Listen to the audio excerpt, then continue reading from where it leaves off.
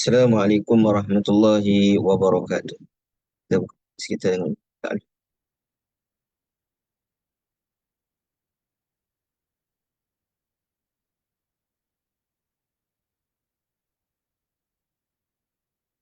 Alhamdulillahi rabbil alamin wassalatu wassalamu ala asyrafil anbiya'i wal mursalin wa ala alihi wa sahbihi ajma'in. Rabbi shrah li sadri wa yassir li amri wa hlul 'uqdatam min lisani yafqahu qawli. Rabbi zidna 'ilma warzuqna fahma anfa'. Alhamdulillah, tuan-tuan dan puan yang dirahmati Allah Subhanahu wa taala. Alhamdulillah kita bersyukur kepada Allah Subhanahu wa taala pada pagi ini dapat kita teruskan makna tadabbur surah Muhammad untuk siri yang ke-12. Jadi pertamanya saya mohon maaf dan mungkin mana berubah waktu daripada waktu kebiasaan yang mungkin uh, biasa ataupun dah set. Dan keduanya takkan maknanya tanya jugalah. Maknanya di pagi hari Sabtu ni hujung minggu mungkin waktu rehat sambil-sambil nak masak ahli keluarga, mana kita dapat masa untuk diluangkan sama-sama kita tadabbur, sambung siri tadabbur kita surah Muhammad. Sebab daripada perubahan waktu ni kerana saya sendiri telah ubah tempat kerja lah kan. Alhamdulillah mana sekarang ni saya mengajar di Darul Quran. Walaupun ada perubahan jadual masa, dan sebab itulah maknanya kita mengubah, insyaAllah. Jadi mudah-mudahan dapat kita sama-sama teruskan siri kita ni dengan siri-siri yang lain, insyaAllah. Baik. Jadi kita sambung surah Muhammad. Kita berhenti pada ayat yang sebelum ini, iaitu pada ayat 26.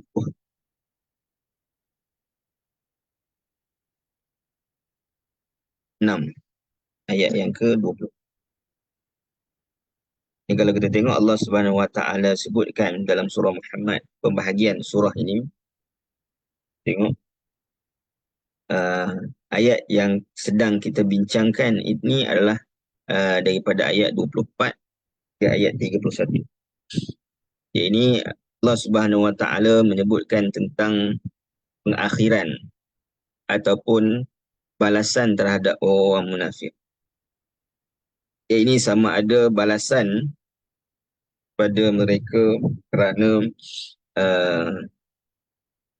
dengki mereka, benci mereka terhadap Nabi SAW, terhadap risalah Nabi SAW, khususnya jihad fisabilillah.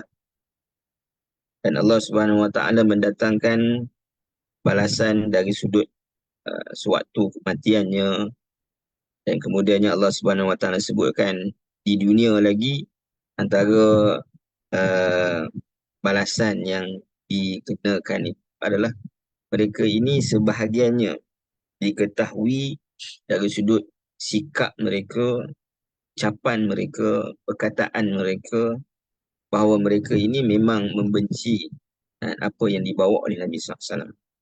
Ini satu perkara yang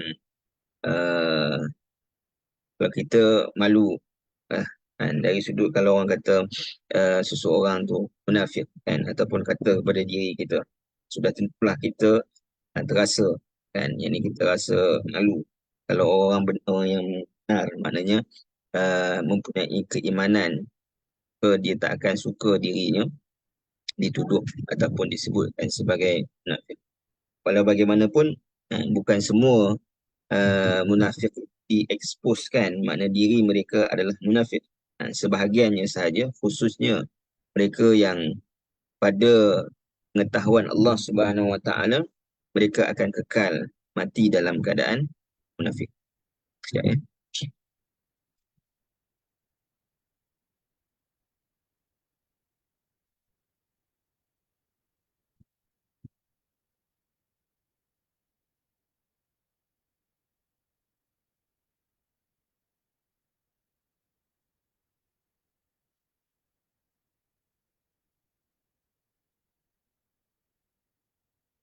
Baik, insyaAllah kita sambung pada ayat 27.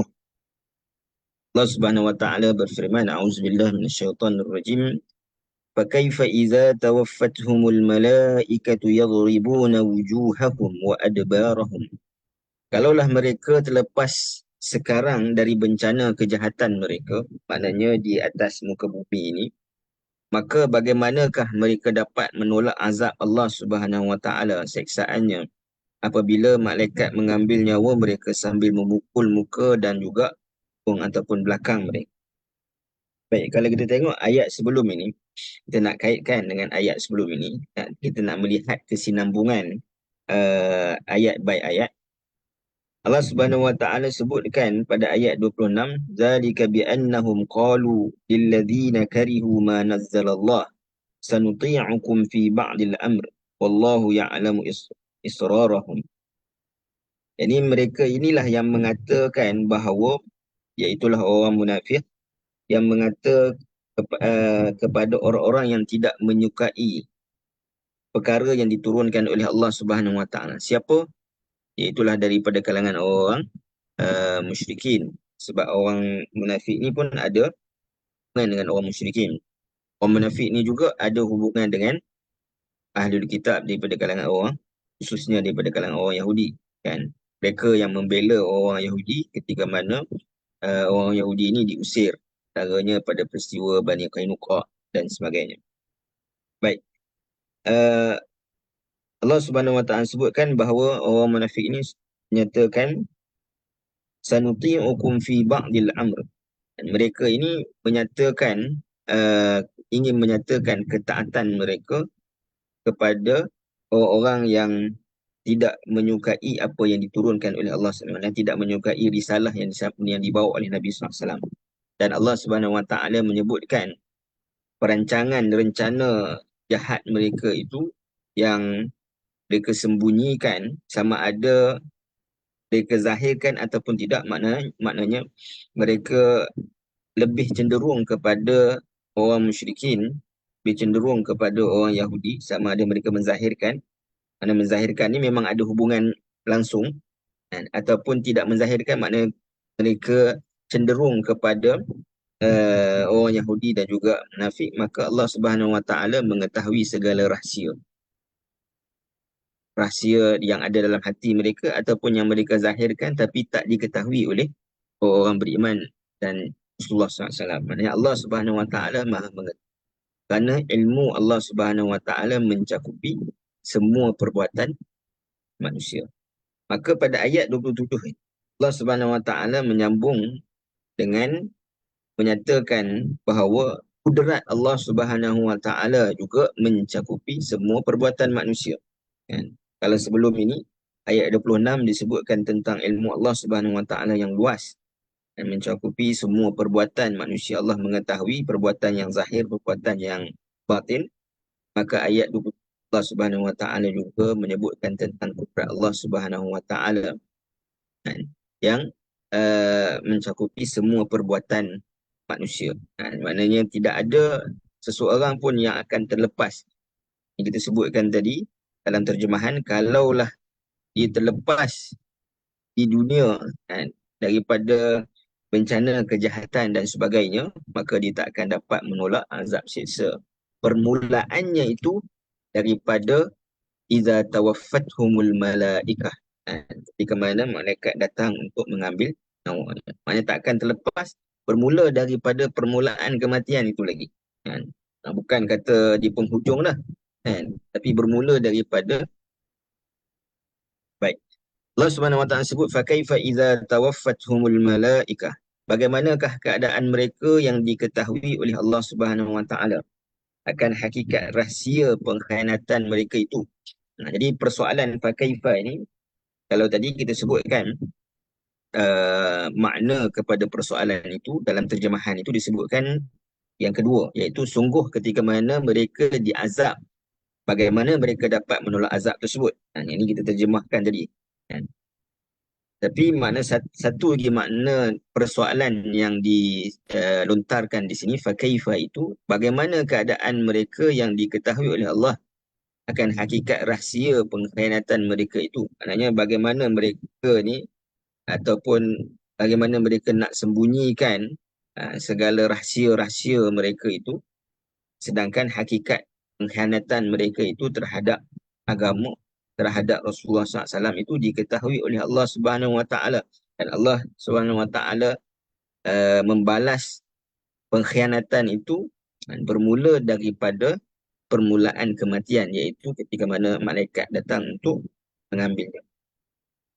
Jadi apa yang dilakukan oleh malaikat yang mana mereka tidak dapat menolak azab tersebut, yadribuna wujuhahum wa adbarahum. Malaikat ini akan memukul wajah mereka, bermakna hadapan yang merangkumi bahagian hadapannya, dan juga bahagian belakang dia. Baik. Pertamanya, ia menggambarkan keadaan yang ditakut-takutkan oleh mereka di dunia, iaitulah ketika mana peperangan. Dan peperangan, sama ada seseorang itu dia akan dihunus pedang daripada depan, ataupun dia akan libas daripada belakang, kena libas daripada belakang kan. Ini Allah Subhanahu Wa Taala menggambarkan malaikat ini datang kerana sikap, maknanya kemunafikan yang ada pada diri, maka mereka ini akan mati dalam keadaan malaikat memukul wajah mereka dan juga belakang. Yang mana yang lebih untung? Kalau masuk dalam peperangan, benar-benar maknanya beriman pada Allah Subhanahu Wa Taala, mungkin akan mengalami keadaan yang serupa. Maknanya dipukul ataupun di pedang kan, di bahagian depan wajah ni, maknanya di bahagian depan kan, ini bertentangan berdepan, ataupun diserang hendak daripada belakang, daripada jauh. Jadi keadaan yang lebih baik itu sudah tentulah keadaan dalam peperangan. Kerana apa? Kerana itu adalah nilaian Allah Subhanahu Wa Taala sebagai orang-orang yang benar berjihad. Menghujung kepada part ini, Allah sebut walanabluwannakum hatta na'lamal mujahidin. Yang ini Allah Subhanahu Wa Taala sebut orang yang benar berjihad, kerana itulah orang yang beruntung. Baik. Yang kedua, kenapa malaikat memukul wajah dan belakang mereka? Tadi disebut maknanya daripada disiksa oleh malaikat, lebih baik maknanya Allah Subhanahu Wa Taala nak sebutkan mereka menyertai peperangan, kerana pengakhiran daripada peperangan itu adalah kemenangan, iaitu mendapat harta rampasan perang, ataupun kekalahan, bukanlah kalah, tapi kalah pada kata apa, pada zahirnya, tapi hakikatnya menang, mendapat syahid di sisi Allah Subhanahu Wa Taala. Maka nak sebutkan peperangan itu tidak pernah merugikan.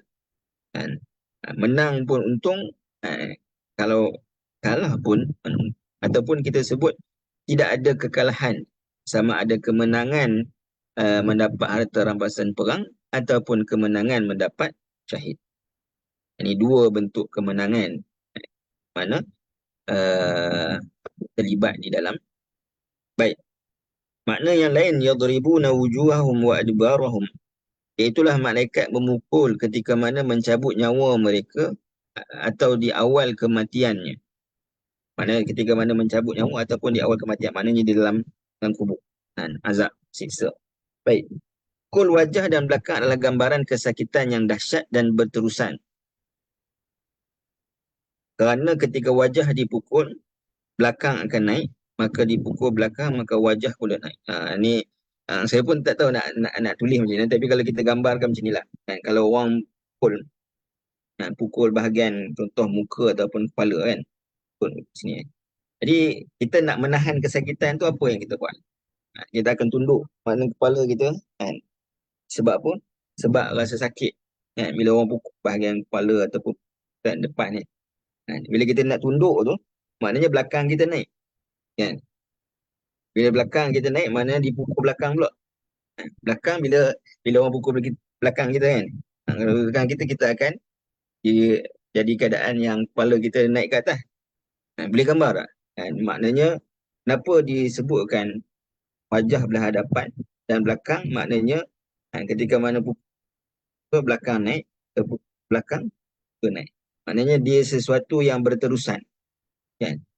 Boleh gambar Jadi disebutkan yadribuna wujuhahum wa adbarahum. Ini disebutkan ianya satu keadaan yang dahsyat dan ianya berterusan saat tersebut.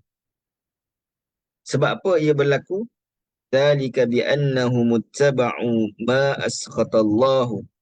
askhatallaha wa karihu ridwanah fa ahbata a'malahum. Matian mereka dalam keadaan buruk itu kerana mereka menurut serta melakukan perkara-perkara yang menyebabkan kemurkaan Allah Subhanahu Wa Taala, dan mereka pula membenci perkara-perkara yang diredainya.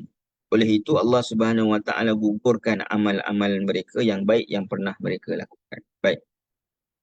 Dzalika bi annahum muttaba'u ma asqatallah. Ini kesudahan mereka itu maknanya tadi disebutkan pukulan tadi. Siksaan yang berterusan yang dahsyat adalah kerana mereka benar-benar mengikuti. Bi annahum ittaba'u beza dengan taba'a.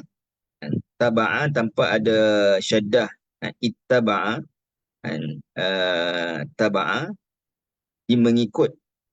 Mengikut dengan makna kalau kita sebutkan contoh taba'a ni, mengikut, bezanya dengan ittaba'a. Kalau contoh kalau kita konvoi kereta kan, jadi kita konvoi kereta bila kita lalu di jalan kawasan yang mungkin sempit ataupun yang sesak, mungkin kita tak dapat duduk perlu rapat, tapi kita tahulah masing-masing akan sampai ke destinasi yang sama. Ini kita ikut. Tapi ittaba'a ini maknanya mereka itu mengikut, berada sekapal. Maknanya tumpang kita sekali. Kalau nak pergi tu dia bukan konvoi kereta lain-lain. Dia duduk dalam satu kereta yang sama, cuma dia duduk di belakang. Mungkin tak nampak sangat. Kan? Yang bawa tu orang lain. Pengemudi tu orang lain. Jadi nak sebut gambaran yang itu, bila Allah Subhanahu Wa Taala sebutkan sikap orang munafik itu sebenarnya adalah kerana mereka, apa yang berlaku pada mereka pada kematian itu adalah kerana ittaba'a. Kerana mereka benar-benar follow. Mereka benar-benar, tadi mereka sendiri mengaku dalam ayat sebelum ini, mereka kata apa? Sanuti'ukum fi ba'dil amr. Kami akan taat kepada kamu. Sedangkan ketaatan itu adalah kepada Allah Subhanahu Wa Taala dan juga Rasul. Apatah lagi mereka mengikuti sesuatu ma askhatallah, sesuatu yang dimurkai oleh Allah Subhanahu Wa Taala. Ini mengikuti dari sudut kekufuran, kemaksiatan, syirik. Mengikuti makna taat kepada syaitan. Dan ini lawan pada taat pada Allah Subhanahu Wa Taala, taat kepada syaitan ataupun hawa nafsu. Taat ini menjadi orang-orang yang menjadikan orang kafir sebagai wali. Wali di sini maknanya yang ada hubungan baik dan sebagainya. Dan membenci untuk ma'asqatallah, iaitulah membenci untuk berperang fi sabilillah. Dalam surah Az-Zumar Allah Subhanahu Wa Taala sebut in takfuru fa innallaha ghaniyyu 'ankum wa la yardi li'ibadihi al-kufr wa in tashkuru yardahu lakum. Allah Subhanahu Wa Taala sebut kalau kamu kufur maka Allah Subhanahu Wa Taala itu maha kaya. Allah tak memerlukan keimanan kamu. Wala yardi li'ibadihi al-kufr. Allah Subhanahu Wa Taala tidak akan sesekali redha kekufuran. Ketika mana mereka ittaba'u ma asqatallah, mereka mengikuti apa yang dimurkai oleh Allah, maka Allah Subhanahu Wa Taala tidak redha terhadap apa yang mereka ikuti, iaitulah kufran. Sebab saya sebutkan sebelum ini, orang munafik dan juga orang kafir ini disebut oleh Allah Subhanahu Wa Taala dalam surah An-Nisa dikumpulkan bersama. Kerana hakikat di dalam diri mereka itu adalah kekufuran. Orang kafir ini menzahirkan kekufuran, orang munafik menzahirkan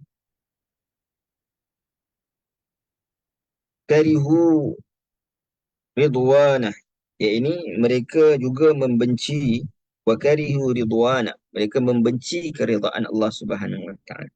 Jadi mereka dipukul wajah kerana menerima serta mendepankan keinginan nafsu mereka berbanding suruhan dan larangan. Jadi nak sebutkan hubungan dengan ayat sebelum ini, kan, iaitu apabila mereka kenapa tadi kita sebutkan kenapa mereka dipukul depan belakang itu disebut menggambarkan tentang siksaan yang berterusan. Dan sebab dipukul depan dan belakang ini adalah kerana mereka mengedepankan makna hawa nafsu mereka. Jadi disebutkan ittaba'u ma asqatallah, dan mereka dipukul di belakang kerana membelakangi apa yang diridai oleh Allah Subhanahu Wa Taala. Kenapa dipukul depan dan belakang? Dan kerana mereka mendahulukan keinginan nafsu dan membelakangkan apa yang Allah Subhanahu Wa Taala rida. Karihu ridwana. Jadi Allah Subhanahu Wa Taala sebut dalam kaedah disebutkan al-azab min jinsil amal. Dan azab itu bersesuaian dengan perbuatan yang dilakukan oleh orang manusia. Jadi mereka membenci asbab mendapat redha Allah. Karihu ridwanah, maknanya membenci asbab mendapat keredaan Allah Subhanahu Wa Taala, iaitulah keislaman yang benar, keimanan yang benar, dan juga Al-Quran itu sendiri, khususnya yang mengajak kepada baik. Fa ahbata a'malahum, maka selain daripada dipukul oleh malaikat depan dan belakang, maka segala amalan kebaikan juga terhapus. Apa kesannya? Apa pentingnya amalan seseorang itu kepada dirinya? Jadi, amalan manusia ini adalah perkara yang kita bergantung dari sudut bagi membuka maknanya keredaan Allah Subhanahu Wa Taala. Jadi kita taklah bergantung pada amal kita semata-mata untuk kita nak masuk syurga dan sebagainya, kan? Tapi maknanya dengan amalan itu membuka peluang untuk kita mendapat redha Allah Subhanahu Wa Taala, kerana manusia ini akan masuk syurga berdasarkan redha Allah Subhanahu Wa Taala. Dalam bahasa mudah kita kata amalan kita ni sebagai modal lah, kan? Memang disebutkan dalam Quran sebagai tijarah, kan? Dan sebagai modal untuk kita mendapat keuntungan yang lebih besar. Tapi kalau kita modal pun tak ada, kan? Fa ahbata a'malahum, apa yang tinggal kepada seorang itu kalau modal tak ada, bagaimana dia nak mendapat keuntungan? Pastilah dia akan mendapat kerugian yang timpa-timpa. Jadi kalau permulaan tadi di dan sebagainya, fa ahbata a'malahum, Allah Subhanahu Wa Taala sebutkan, dan kemudiannya dihapuskan segala amalan mereka, dan tiada lagi amalan yang boleh mereka bergantung harap untuk menyelamatkan mereka daripada siksaan seterusnya yang lebih dahsyat. Dan amalan kebaikan yang mereka buat tidak dapat dimanfaatkan di hari akhirat kelak, yang menyebabkan mereka akan disiksa dengan lebih dahsyat. Dan sebab daripada terhapusnya amalan itu adalah kerana mereka tidak mencari keredaan Allah Subhanahu Wa Taala, tetapi keredaan syaitan dan keredaan berhala-berhala.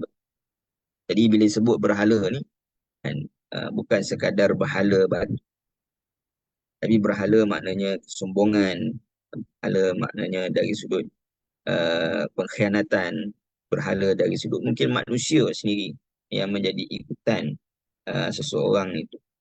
Maka melebihi maknanya ikutan kecintaan pada Allah Subhanahu Wa Taala, dia adalah berhala bagi dirinya. Yang ini disebutkan oleh antaranya Dr. Majdi Al-Hilali dalam buku adakah berhala dalam diri kita. Baik. Dan Allah Subhanahu Wa Taala sebutkan am hasibal ladzina fi qulubihim maradun allan yukhrijallahu adghanahum. Patutkah orang-orang munafik yang ada penyakit syak, ragu-ragu dalam hatinya, menyangka bahawa Allah tidak akan sesekali akan mendedahkan perasaan dendam dan hasad dengki mereka terhadap Nabi SAW. Kalau ayat sebelum ini Allah Subhanahu Wa Taala datangkan dalam bentuk tahdid, ini ancaman, maka ayat-ayat ini Allah Subhanahu Wa Taala menyebutkan tentang ancaman di setelah kematian. Ayat-ayat adalah ancaman jika mana mereka berada di atas muka bumi ini, iaitulah Allah Subhanahu Wa Taala boleh expose perangai ataupun sikap mereka yang membenci ataupun dengki terhadap Nabi sallallahu alaihi wasallam. Ni kalau kita tengok macam saya sebut di awal tadi, orang yang dalam hatinya ada iman, dia tidak akan suka maknanya keburukannya itu diketahui oleh orang lain walaupun dia melakukan keburukan tersebut. Dalam hadis Nabi SAW, Nabi SAW menyebutkan, "Man ra'a minkum munkaran falyughayyiru biyadihi, fa illam yastati' fa bilisanihi, fa illam yastati' fa bi qalbihi, fa dzalika adha'aful iman." Ya. Nabi SAW sebut, siapa yang nampak kemungkaran, baik ianya dilakukan oleh orang lain ataupun dilakukan oleh dirinya sendiri. Kan? Asasnya nampak kemungkaran ini merujuk kepada melihat pada orang lain lah. Kan? Maka dia boleh mengubah dengan tangannya, mana kekuasaan yang dia ada. Ataupun kalau tidak mampu dengan lisannya, nasihat dan teguran. Jika tidak mampu, maka benci di dalam hati. Dan Nabi menyebutkan, "Wadzalika adhaful iman," itu adalah selemah-lemah iman. Mana selemah-lemah iman itu membenci perkara keburukan.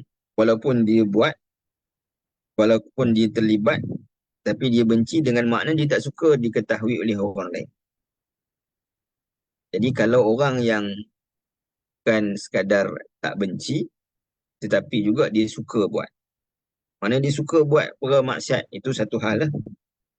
Suka buat, lain pula dengan orang yang bangga untuk buat. Maknanya tak kisah pun orang tahu maknanya dia buat maksiat. Kan? Dan yang paling teruk adalah sombong dengan kemaksiatan. Kan?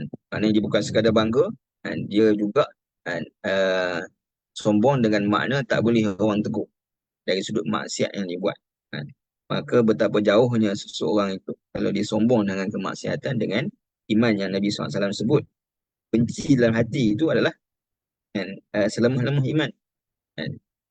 Jadi nak sebutkan, bila Allah Subhanahu Wa Taala sebut am hasibal ladzina fi qulubihim marad, ya ini dalam hati mereka itu ada penyakit-penyakit, perasaan dendam, dengki dengan Nabi SAW. Allai yukhrijallahu adghanahum. Ya ini Allah Subhanahu Wa Taala mendatangkan satu bentuk ancaman. Tidakkah mereka mana terfikir bagaimana kalau Allah Subhanahu Wa Taala expose apa yang ada dalam hati mereka?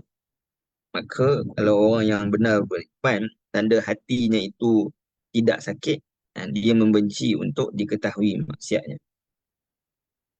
Baik. Allah Subhanahu Wa Taala menjaga kita daripada orang yang terjebak, orang yang maknanya mencintai maksiat.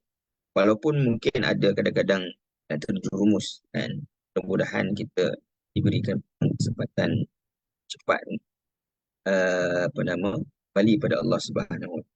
Kalau kita tengok kan, dalam surah Ali Imran, Allah Subhanahu Wa Taala sebutkan tentang orang-orang yang bertakwa kan, wasari'u ayat itu.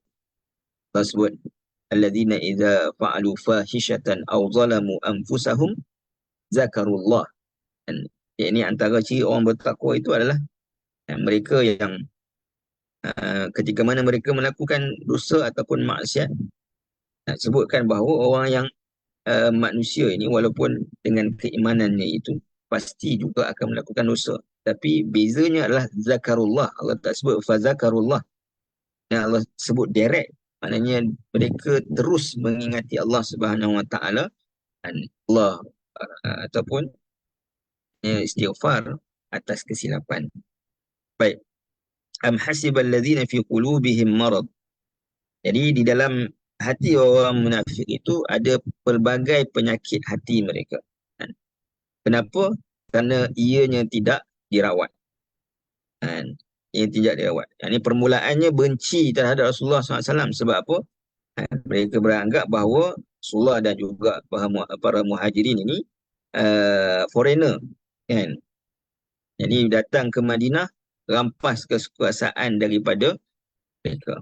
Bukanlah bermakna kita kata biarlah tanah kita, biar orang luar datang ambil.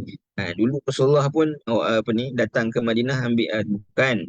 Dia berbeza kerana Rasulullah SAW adalah pemimpin kepada umat Islam, dan juga pemimpin kepada dunia, rahmatan lil alamin, bukan sekadar umat Islam.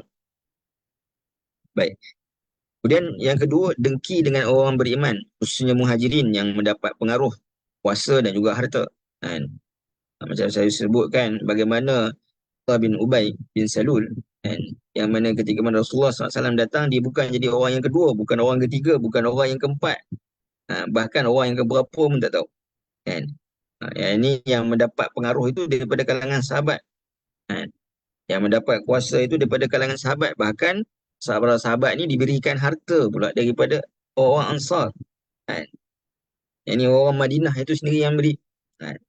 Kalau kita baca dalam surah Al-Munafiqun, kan, bagaimana dalam surah Al-Munafiqun, kan, sebelum ini kita sebutkan uh, kisah apa ni kanak-kanak Zaid bin Aslam tu, kan, yang mana dia mendengar kata-kata Abdullah bin Ubay bin Salul. Yang ni bila kita balik ke Madinah, kan, kita stop, kan, daripada berikan infak, kita keluarkan mereka ini daripada Madinah. Kan. Jadi mereka dengki orang muhajirin, khususnya mendapat pengaruh. Beranggapan Nabi SAW dan para sahabat ni sebagai orang yang bodoh. Kan? Jadi disebutkan dalam surah Al-Baqarah, kan, di permulaan suratul Baqarah. Tengok. Allahumma salli ala Muhammad. Pada ayat yang ke-13. Fa idza qila lahum aminu kama amanan nas qalu, mereka berkata anu'minu kama amanas sufaha. Adakah kami nak beriman seperti mana orang yang bodoh itu beriman, mana ikut bak turut je, kan. Ini beranggapan bahawa Nabi SAW dan para sahabat ini orang yang ragu-ragu terhadap ajaran Nabi SAW. Kan?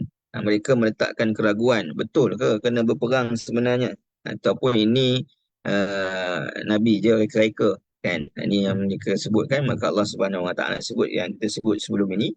Allah Subhanahu Wa Taala sebutkan ketika mana turunnya satu surah, fa iza unzilat suratun muhkamatun wa zukira fiha al-qital ra'aital ladzina fi qulubihim marad. Ini apa nama kait tadi. Qulubihim marad, penyakit itu adalah penyakit, maknanya ragu-ragu ataupun benci mereka terhadap perangan. Baik. Perasaan-perasaan ini tidak dizahirkan, hanya ada di dalam hati mereka. Namun jangan menyangka Allah Subhanahu Wa Taala am hasibal ladzi, tidak mengetahuinya, dan jangan pula menyangka Allah Subhanahu Wa Taala tidak boleh menzahirkannya. Allan yukhrijallahu adghanahum. Allah Subhanahu Wa Taala maknanya boleh menzahirkan, walaupun Allah tidak berbuat demikian. Mana Allah boleh menzahirkan penyakit-penyakit hati ini melalui dua cara yang kamu dapat lihat.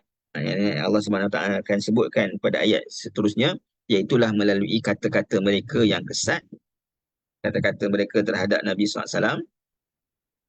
Kesat ni makna kata-kata kesat, kata-kata dusta dan sebagainya, ataupun kata-kata yang lembut yang bersifat pura-pura. Jadi kata-kata ni boleh jadi dua. Ini kata-kata kesat, fitnah, kata-kata jahat, mengumpat dan sebagainya. Ada juga kata-kata yang lembut, kan, tapi kata-kata yang berpura. Ataupun tindak tanduk mereka yang boleh dilihat. Kalimah adghan adalah jamak kepada daghn, iaitu kedengkian yang tersembunyi dalam hati mereka terhadap Islam. Rasulullah SAW dan para pengikutnya,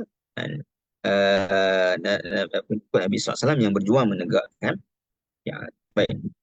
Walau nasha'u la'araynakahum la'araftahum bisimahum wa la ta'rifannahum fi lahnil qaul wallahu ya'lamu a'malakum. Ini sambungan tadi Allah Subhanahu Wa Taala sebutkan. Tadi Allah kata jangan kamu kira bahawa Allah Subhanahu Wa Taala tak boleh expose, kan, sikap kamu yang sebenar, perangai kamu yang sebenar, siapa kamu yang sebenarnya.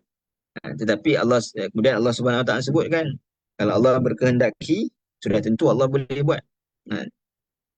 Sekiranya kami berkehendaki, tentulah kami akan memperkenalkan mereka kepadamu.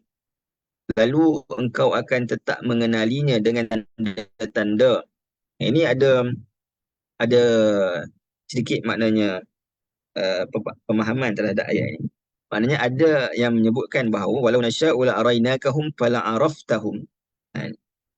Maknanya kalau Allah berkehendak, Allah akan perkenalkan mereka maka kamu akan mengetahui nama-nama mereka satu persatu. Itu satu tafsiran. Satu lagi maknanya, walau nasya'u la'arainakahum. Kalaulah kami ingin memperkenalkan, berkehendakkan memperkenalkan kepadamu, tapi kami tak berbuat demikian. Kamu akan mengetahui sendiri, wahai Muhammad, fala araftahum, kamu akan mengetahui sendiri nama-nama, bahkan sima ini bukan sekadar nama, tapi karakter mereka, sifat mereka, dan maknanya pergerakan mereka itu. Ada dua tafsiran. Saya ulang.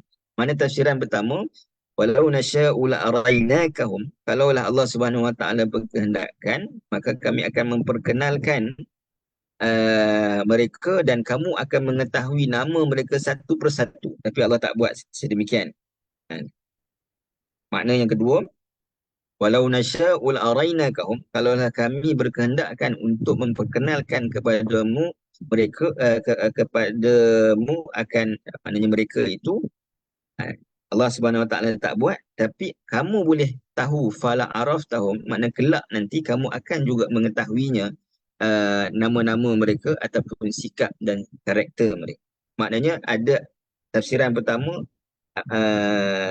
ambil walau nasya'u la'arainakahum sampai bisimahum, yang menunjukkan bahawa Allah Subhanahu Wa Taala tidak berbuat demikian.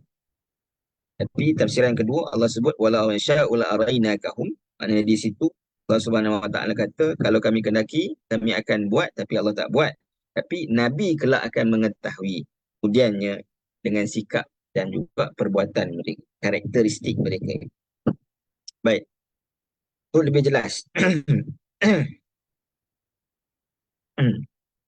Walau nasya'u la'arainakahum, jika Allah berkehendakkan, maka dia boleh dedahkan siapakah orang-orang munafik itu. Dan kerana Allah Subhanahu Wa Taala, wallahu ya'lamu israrahum, Allah Subhanahu Wa Taala sebutkan sebelum ini. Namun kebijaksanaan Allah Subhanahu Wa Taala tidak berbuat demikian. Kerana apa? Kerana kalau Allah Subhanahu Wa Taala berbuat demikian, expose nama seorang-seorang, apa yang akan berlaku? Semua orang akan maknanya saling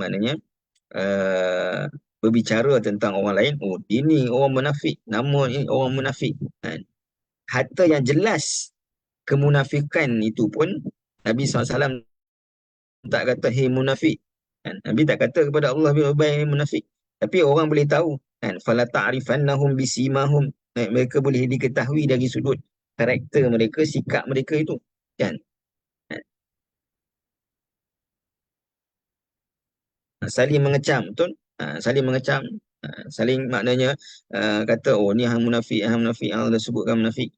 Bahkan kalau Allah Subhanahu Wa Taala menzahirkan, mendedahkan, walaupun sebahagiannya didedahkan dengan sikap dan sifat mereka, hikmah kebijaksanaannya adalah untuk seseorang itu dia muhasabah diri, untuk memperbaiki dirinya ke arah lebih baik. Dalam masa yang sama menunjukkan bahawa adanya peluang untuk memperbaiki diri. Tak semua orang yang asalnya munafik dengan makna dia kufur, yang menzahirkan keimanan, dia kekal dalam kekufuran. Dan ada yang maknanya kembali kepada keimanan.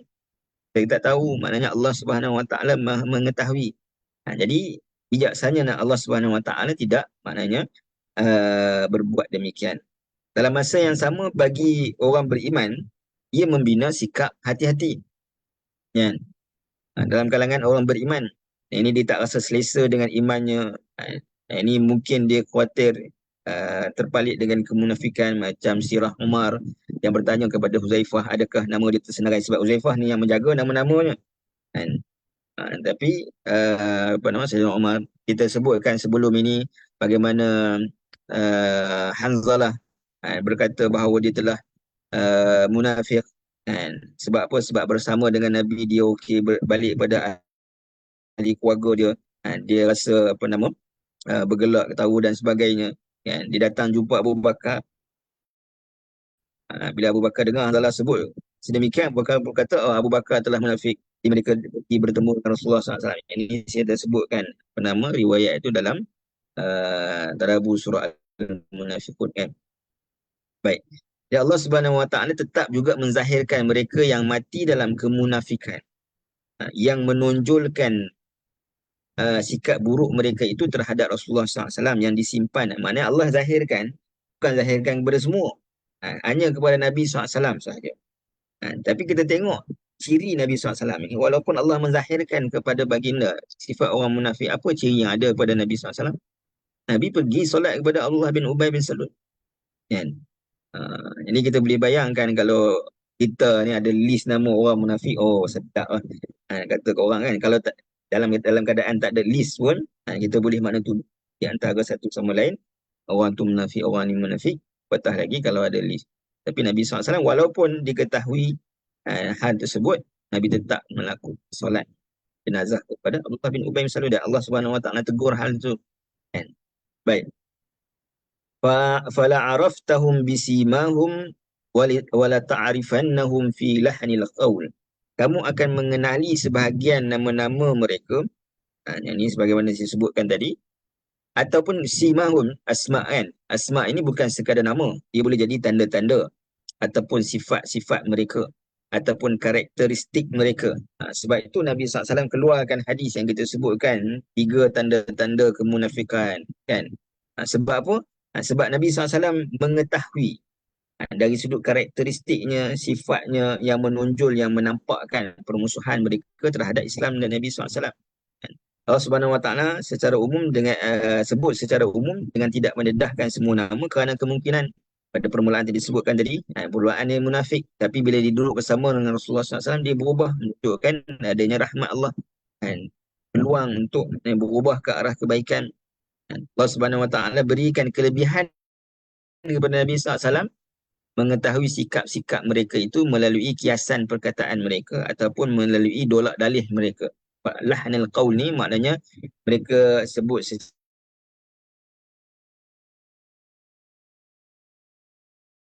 yang ada pada Nabi SAW adalah Nabi bila mana Nabi berinteraksi,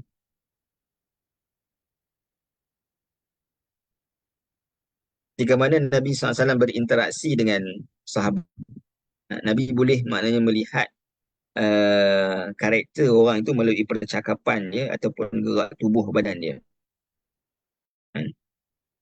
Sebab itu bila orang tanya kepada Nabi dan minta untuk dinasihatkan, Nabi SAW memberikan nasihat yang berbeza-beza.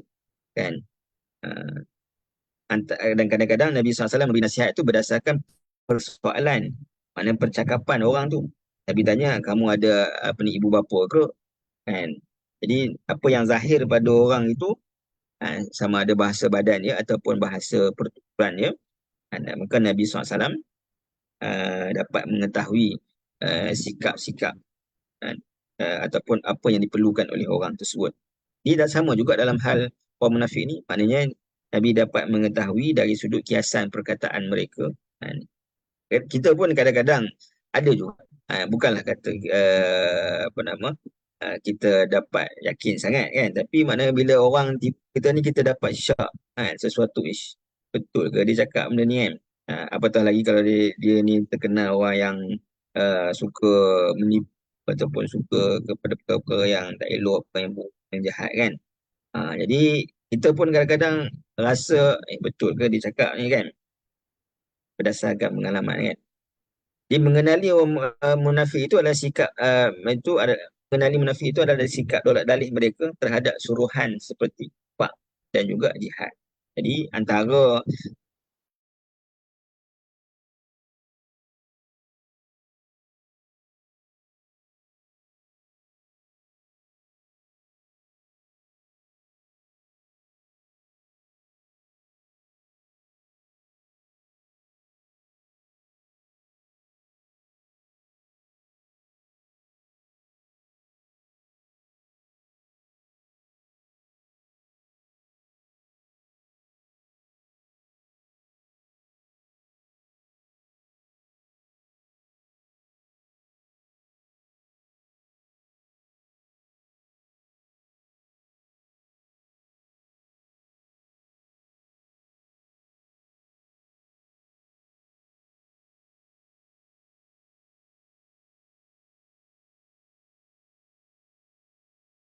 Lain Ustaz ini. Oh, Start. okey, okey. Hang Okay, Api start ni masuk dah. punya ni live. Itulah Kak Liza pun tengok kejap tadi. Okey, okey, start masuk dah.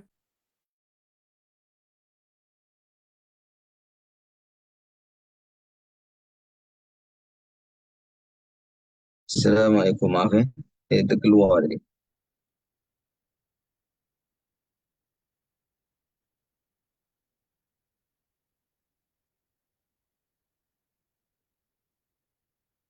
Baik, maaf. Baik, kita sambung. Maaf. Baik. Wallahu ya'lamu a'malakum. Hanya Allah Subhanahu Wa Taala, maknanya Allah, bila Allah kata memberikan makna penegasan, hanya Allah Subhanahu Wa Taala ya'lamu a'malakum, tak mak Allah tahu. Dan mana siapa sentiasa mengetahui, ya'lam sentiasa mengetahui, apa ni, orang munafik itu sama ada dia terus dalam kemunafikan ataupun dia berusaha untuk memperbaiki amalan. Dan nak sebutkan juga Allah Subhanahu Wa Taala sahaja yang mengetahui niat sebenar dari sudut amalan manusia. Ini kita tak ada hak untuk judge daripada amalan. Ini daripada amalan itu kita kata dia ni buat tak ikhlas. Nabi SAW pun tak dia ajar judge melalui amalan. Nabi SAW disebutkan melalui perkataan lahnal qaul. Ini perkara yang zahir. Ini sama ada perkataan ataupun bahasa badan, bukan perbuatan dia. Tapi kalau dia buat sesuatu yang baik, Allah tak sebut kepada Nabi, dia ni sebenarnya munafik ni, tak macam tu. Allah Subhanahu Wa Taala sendiri yang menyebutkan bahawa Allah mengetahui ya'lamu a'malakum, ni bukan apa yang terzahiri itu, tapi apa yang niatkan. Nabi SAW sendiri diberi kemampuan mengetahui karakteristik seorang melalui percakapannya, bukan perbuatannya. Maksudnya dengan banyaknya interaksi, maka dia dapat memberikan nasihat yang tepat terhadap keperluan seseorang itu, ataupun mengetahui penyakit yang ada dalam diri seseorang tersebut. Hanya Allah Subhanahu Wa Taala yang sebenarnya mengetahui hati manusia. Maka seorang itu hanya boleh menghukum orang lain berdasarkan yang zahir. Baik, kemudian Allah Subhanahu Wa Taala sebutkan ayat 31. Jom bagi bulan ayat ini. Wala nabluwannakum hatta na'lamal mujahidina minkum was-sabirina wa akhbarakum. Apa kaitannya? Kenapa Allah Subhanahu Wa Taala sebutkan tentang ujian ini? Dia Allah Subhanahu Wa Taala sebutkan ujian ini kerana ketika tadi Allah memperkenalkan orang munafik, dengan cara nak kenal mereka melalui perkataan karakteristik mereka itu kepada Nabi SAW. Maka Allah Subhanahu Wa Taala juga memperkenalkan kepada Nabi SAW untuk kamu mengetahui siapa yang benar-benar beriman kepada Nabi SAW. Siapa yang benar-benar menunjukkan kesetiaan kepada Nabi SAW, walau apa pun juga keadaannya. Sebagaimana yang digambarkan dalam surah selepas surah Muhammad, surah Al-Fatih. Saya sebutkan sebelum ini, Al-Fatih itu antara maknanya, pembukaan di situ bukanlah kemenangan bukan kota Mekah sahaja, tapi kemenangan iaitulah kesetiaan para sahabat sama dengan Nabi SAW. Laqad radiyallahu, Allah Subhanahu Wa Taala telah redha, iz yubayyi'unaka tahta asy-syajarah. Ini mereka yang berbai'ah kepada kamu di bawah tersebut. Baik. Wala nabluwannakum hatta na'lama. Wala nabluwannakum. Ini kalau kita tengok ayat ini lebih kurang macam apa nama? Ayat dalam suratul Baqarah. Wala nabluwannakum bisyai'in. Wala nabluwannakum bisyai'in minal khawfi wal ju'i wa naqsim minal amwal. Baik. Kalau kita tengok wala nabluwannakum ini, dia ada tiga perkara yang kita dua perkara lah. Pertama, wala nabluwan, wala la di sini ini menyebutkan ia adalah qasam. Dan ia ini menunjukkan kepada kepastian dan sesungguhnya, menunjukkan bahawa ujian ini sebenarnya adalah taklifan ataupun sesuatu yang memang manusia dicipta tujuannya itu adalah untuk diberikan ujian. Allazi khalaqal mauta wal hayata liyabluwakum, yang memang menciptakan matian dan juga kehidupan itu adalah untuk menguji manusia. Jadi ujian itu adalah sebahagian daripada taklifan kita, kan? Jadi kita tak dapat lari daripada ujian. Pertama, taklif. Yang kedua, ujian juga adalah tasyrif. Kerana yang menguji kita itu adalah Allah Subhanahu Wa Taala. Kan? Tasyrif. Wala nab kami yang menguji. Allah Subhanahu Wa Taala sebab kami menguji. Kan? Tasyrif kerana yang memberi ujian adalah Allah Subhanahu Wa Taala, dan tujuan daripada ujian itu adalah mengangkat kedudukan manusia. Jadi kita faham pada permulaannya wala nabluwannakum. Pertama, memang kita disebutkan kehidupan kita ini, tujuan penciptaan itu antaranya adalah ujian. Yang kedua, kita perlu rasa bahawa ujian itu adalah tasyrif.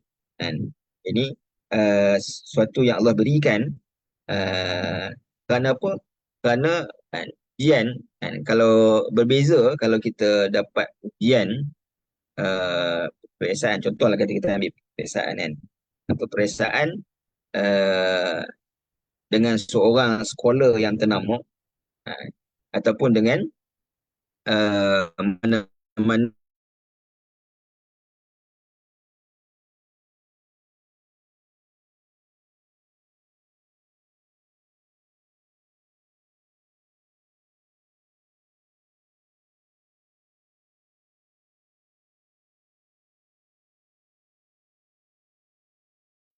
Line Ustaz sangkut lagi.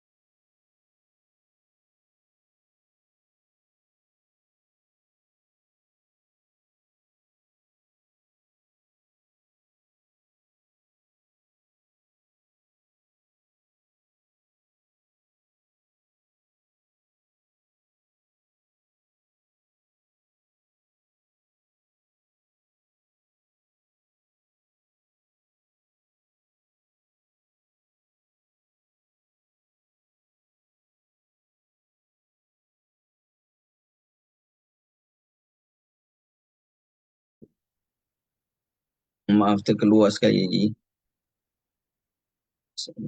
InsyaAllah sikit lagi. Tiba internet stabil sikit. Assalamualaikum. Bismillah. Baik. Mana tadi saya? Okay. Bismillah. Dengar. Boleh Ustaz? Jadi kita sebutkan bahawa ujian itu ada juga adalah tasyrif. Tapi kalau dalam ayat suratul Baqarah, dia ada yang ketiga. Pertama kita sebutkan taklif, kedua kita sebutkan tasyrif, yang ketiga kita sebutkan takhfif. Iaitu wala nabluwannakum bisyai'in. Bisyai'in ni menunjukkan adalah sedikit sahaja. Bisyai'in. Takhfif maknanya keringanan. Dalam ujian itu sebenarnya pun ada keringanan. Cuma dalam ayat ini Allah Subhanahu Wa Taala bahagian tasyrif tadi, maknanya nak sebutkan berkaitan dengan kalau seorang tu dia nak masuk kalau dia dapat masuk ujian untuk melayakkan dia berguru dengan seseorang kan, maka dia masuk ujian tu walaupun dia tak lepas ujian tu pun kira dah hebat lah boleh masuk ujian tu. Jadi nak sebutkan bila Allah Subhanahu Wa Taala yang walillahil masalil a'la, ujian itu kita anggap sebagai sesuatu yang berikan kemuliaan kepada kita. Bahkan tujuan daripada ujian itu mengangkat kedudukan. Sebab tu bila kita diuji, memanglah mudah kita bercakap kan. Tapi bila kita diuji, maknanya kita rasa bahawa ujian ni datang pada Allah Subhanahu Wa Taala untuk memperbaiki diri kita ke arah lebih baik. Kita rasa ujian itu sesuatu yang memuliakan diri di hadapan Allah Subhanahu Wa Taala lah, bukan dia manusia. Baik. Jadi yang ketiga saya sebut takhfif, keringanan. Allah Subhanahu Wa Taala sebut dalam surah Baqarah wal nabluwannakum bisyai'in. Cuma dalam ayat ini Allah tak sebutkan kerana apa? Kerana uh, directly konteksnya itu adalah berkaitan dengan jihad. Kan? Iaitu Allah Subhanahu Wa Taala sebut nak memuliakan seseorang itu pada tahap yang tinggi, hatta na'lama, hingga kan Allah Subhanahu Wa Taala mengetahui. Kan? Jadi hakikatnya Allah Subhanahu Wa Taala dah mengetahui dari sudut manusia ini zahir dan batin. Wallahu ya'lamu israrahum tadi kita sebut kan. Dalam ilmu Allah Subhanahu Wa Taala yang gaib, tapi pengetahuan yang dimaksudkan hatta na'lama, hingga kami mengetahui di sini adalah ilmu syahadah. Ini hinggalah terzahir mana sikapnya itu ataupun sifat seorang sebenar seseorang itu, sama ada mujahidin ataupun minkum wassabirin wa nabluwa akhbar. Baik. Kenapa Allah Subhanahu Wa Taala sebutkan mujahidin terlebih dahulu? Kerana konteksnya adalah peperangan. Kan? Konteks yang lebih luas, kalau kita sebutkan yang lebih luas, kalau permulaan pada sesuatu perkara, dia memerlukan kepada mujahadah. Kan? Konsistensi itu memerlukan kepada kesabaran. Kan? Maintain kan, nak maintain tu memerlukan kesabaran. Tapi kalau permulaan memerlukan kepada mujahadah. Kan? Jadi Allah Subhanahu Wa Taala sebut kami menguji manusia itu, sama ada ujian itu datang dalam pelbagai bentuk, antaranya adalah dalam yang melibatkan nyawa, kan, melibatkan nyawa dan ketakutan. Wala nabluwannakum bisyai'im minal khaufi, kan, khauf, ketakutan, kan, wassabirin, dan juga orang-orang yang sabar. Ini kita tengok Allah Subhanahu Wa Taala sebut dalam suratul Baqarah, wa basyiris sabirin. Ini natijah daripada ujian itu adalah bagi mereka yang sabar, konsistensi dalam sabar, maka mereka orang yang diberikan oleh Allah Subhanahu Wa Taala berita gembira. Dan siapa orang yang sabar? Pertamanya, allazina iza asabathum musibah qalu inna lillahi wa inna ilaihi raji'un. Dan apa makna orang yang sabar? Adakah orang yang sabar ni maknanya dia kalau hadapi ujian dia tak menangis? Dan kalau kalau kita tengok kan, penduduk di Gaza dibom, macam raung ini tak sabar ke? Kan meraung-raung, kan, sedih. Kalau sabar ni kita anggap maknanya bila kena bom senyap je, menangis sedih je kan. Uh, tapi apa makna sabar sebenarnya? Kan? Kalau kita tengok, kalau sabar tu maknanya tak meraung, tak menangis. Kenapa Nabi Yaqub alaihissalam kan? Kita tengok bagaimana kehilangan anaknya Nabi Yusuf. Kan? Nabi Yaqub disebutkan dalam Quran menangis mana sampai hampir buta matanya ataupun buta matanya kan. Adakah itu bermakna tidak sabar? Sedangkan Nabi Yaqub lah orang yang tunjukkan fasabrun jamil itu kan. Jadi kesabaran ini adalah apa yang Allah Subhanahu Wa Taala sebut, qalu inna lillahi wa inna ilaihi raji'un. Apa makna perkataan ayat ini? Dalam bahasa mudah, contohlah sebutkan kalau kita uh, hantar anak kita pergi sekolah kan, ataupun nak pergi masuk universiti lah, biasa mana kita tinggalkan dia kan.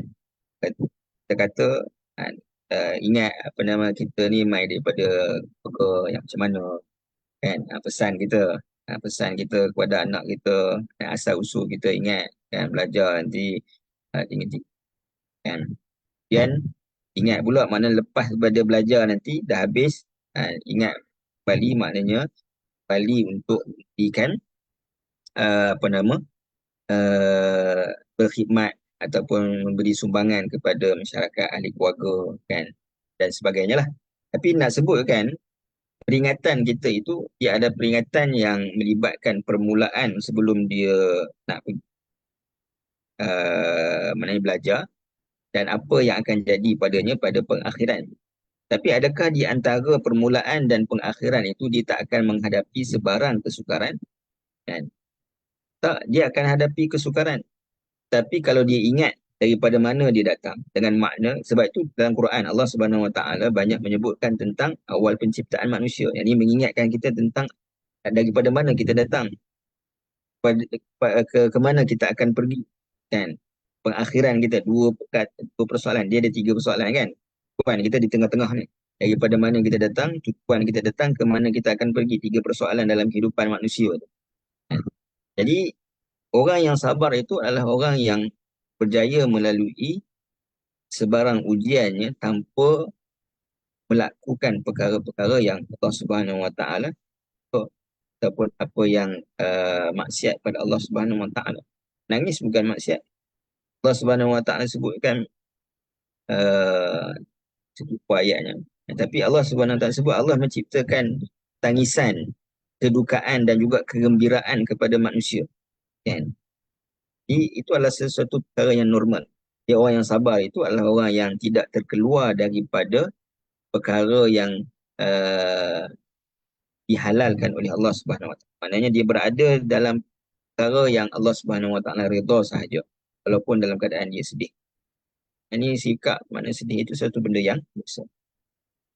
Wa nabluwa akhbarakum. Ini penentuan adalah sama ada seorang itu benar-benar ingin berjihad di jalan Allah Subhanahu Wa Taala dan bersabar ataupun tidak. Wa nabluwa akhbarakum. Ini untuk kami uji apakah sebenarnya khabar kamu, maknanya berita kamu, ciri-ciri kamu. Orang beriman dan orang munafik ini sama dari sudut mengakui keimanan. Tapi ujianlah yang menentukan, khususnya ujian berkaitan dengan jihad, yang menzahirkan siapakah yang sebenarnya Allah. Wa annahu huwa adhaka wa abka. Terima kasih Puan Syafiq. Dan sungguh dialah yang menjadikan manusia itu tertawa dan juga menangis. Saya ingatkan ayat tersebut. Baik, Allah Ta'ala alam. Apa yang baik itu datang pada Allah Subhanahu Wa Ta'ala yang lemah. Sini, insyaAllah. Qauli hadza wa astagfirullah. Waalaikumsalam warahmatullahi wabarakatuh. Jazakallah khairan Ustaz. Jazakallah Ustaz.